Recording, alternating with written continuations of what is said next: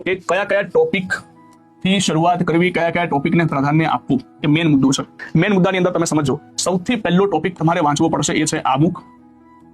Easy topic છે, નાનકડો topic છે, એ તમે પૂરો કરી શકો છો. એના પછી સીધો બીજો ટોપિક તમારે લઈ લેવાનો લાક્ષણિકતા. બીજો ટોપિક મૂળભૂત અધિકાર. એક આ ટોપિક આખો તમારે સેપરેટ વાંચવાનો.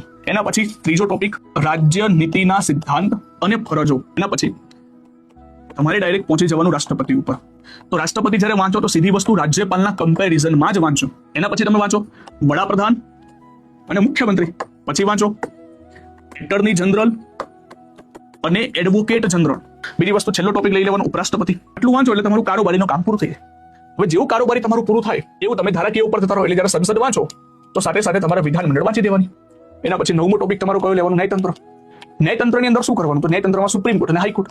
એના પછી વાંચો કેન્દ્ર રાજ્યના સંબંધો. એના પછી કેન્દ્ર રાજ્યના સંબંધો પૂરા થાય એટલે તમારું બીજું અગત્યનો ટોપિક છે કટોકટી. એના પછી બીજા જે નાના નાના ટોપિક છે બધા કરતા જાઓ, જેમ કે માળખું છે, અંતર્નિહિત માળખું. પછી તો કે સંસ્થાઓ છે. આ જે મેં ટોપિક લખ્યા ને એવરગ્રીન ટોપિક છે. આ બધા ટોપિકો એવરગ્રીન ટોપિક છે કે આની અંદરથી પ્રશ્નો હોય. છેલ્લે પછી તમારે શું લેવાનું?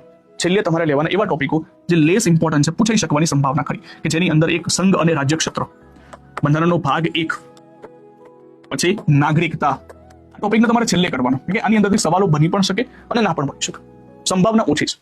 અને અમુક ટોપિકો એવા છે તમારે યાદ રાખવા પડશે, જેમ કે એ છેલ્લે જ કરવાનું, છેલ્લે એકવાર જોઈને જવાનું. સ્કીપ નહીં કરવાનું એને. એ છે ઐતિહાસિક પૃષ્ઠભૂમિ અને બીજું છે અનુસૂચિ અને સુધારા. આ ટોપિકો ફેક્ટ બેઝ ટોપિકો છે.